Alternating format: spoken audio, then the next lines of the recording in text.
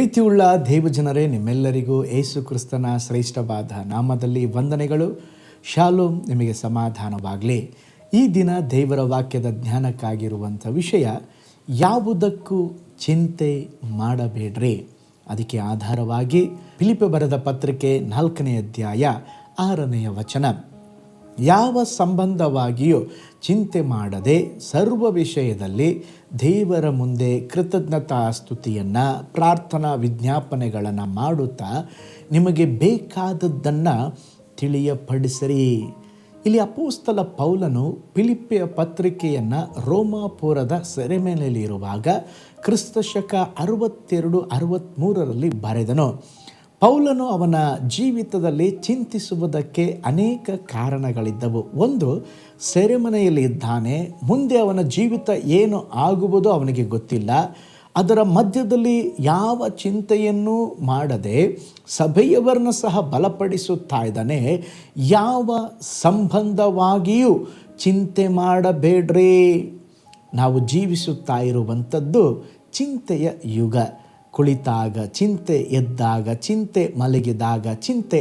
ಯೇಸು ಸ್ವಾಮಿ ಹೇಳಿದರು, ಚಿಂತೆ ಮಾಡಬೇಡ್ರಿ. ನೋಡ್ರಿ, ನಾವೇನು ಮಾಡಬಾರ್ದಂತೆ?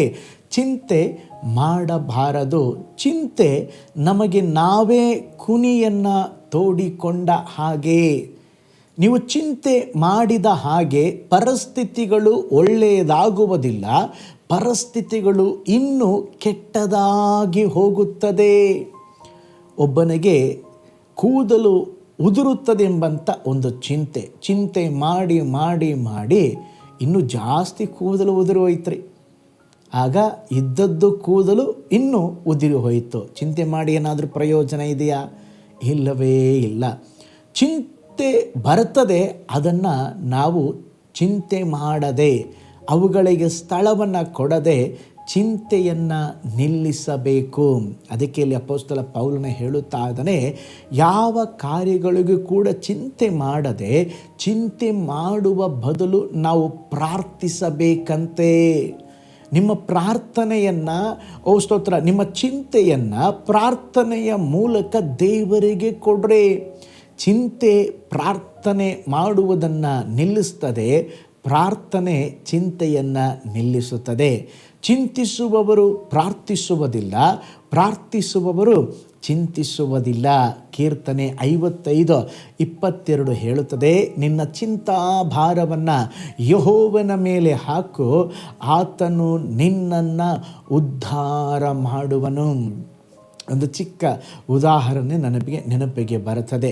ಒಬ್ಬ ವ್ಯಕ್ತಿ ಕಾರ್ನಲ್ಲಿ ಅವನು ಬರುತ್ತಾ ಇದ್ದ. ಒಬ್ಬ ತಾಯಿ ಬಹಳ ನೋಡೋದಕ್ಕೆ ತಳ್ಳಗಿದ್ದಾರೆ, ಭಾರವಾದ ವಸ್ತುಗಳನ್ನು ಹೊತ್ಕೊಂಡಿದ್ದಾರೆ, ಕಟ್ಟಿಗೆಯನ್ನು ಹೊತ್ಕೊಂಡಿದ್ದಾರೆ.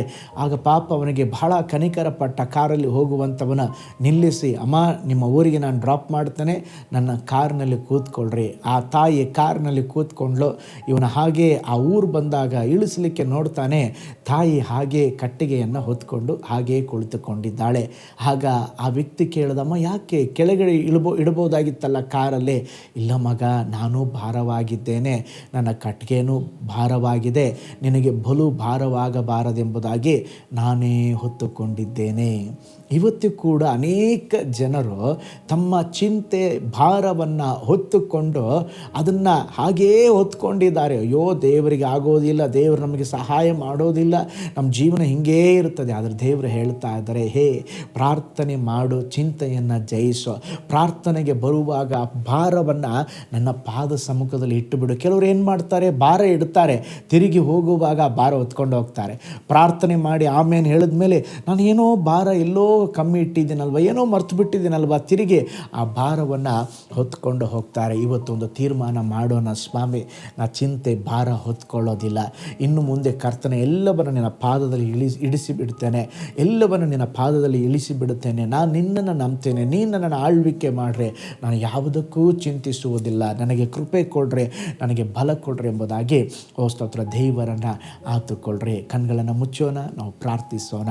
ಪರಲೋಕದಲ್ಲಿ ವಾಸ ಮಾಡುವ ನಮ್ಮ ತಂದೆಯಾದ ದೇವರೇ, ನಿಮ್ಮ ವಚನ ಹೇಳುವ ಹಾಗೆ ದೇವರು ಯಾವುದಕ್ಕೂ ಚಿಂತಿಸದಿರಿ ಎಂಬುದಾಗಿ ಹೇಳಿದ್ದೀಯ. ಹೌದಪ್ಪ, ಈ ಲೋಕದಲ್ಲಿ ಅನೇಕ ಚಿಂತೆಗಳು ನಮ್ಮನ್ನು ಆಳ್ವಿಕೆ ಮಾಡ್ತಾ ಇದೆ. ಕುಟುಂಬ, ಮಕ್ಕಳು, ದೇವರೇ, ಓ ಸ್ತೋತ್ರ, ಅನೇಕ ಚಿಂತೆಗಳು ಅವೆಲ್ಲವನ್ನು ದೇವರೇ ಸ್ತೋತ್ರ ನೀಗಿಸ್ರೆ.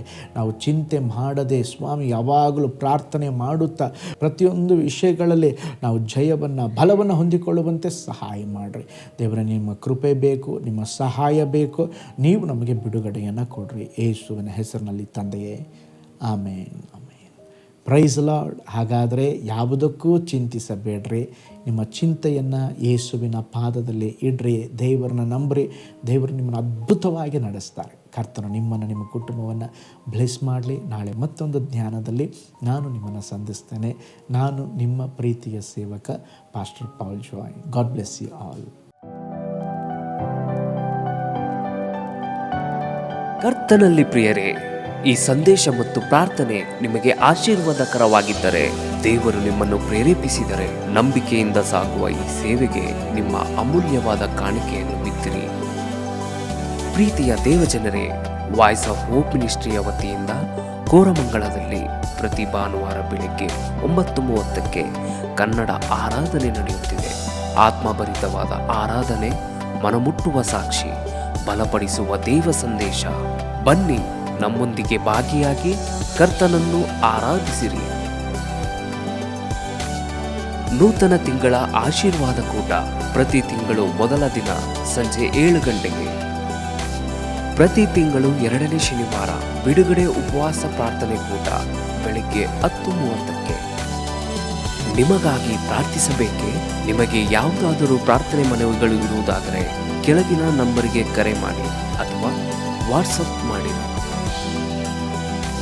ಈ ಆತ್ಮಿಕ ಸಂದೇಶಗಳು ನಿಮಗೆ ಆಶೀರ್ವಾದಕರವಾಗಿದ್ದರೆ ಲೈಕ್ ಮಾಡಿರಿ.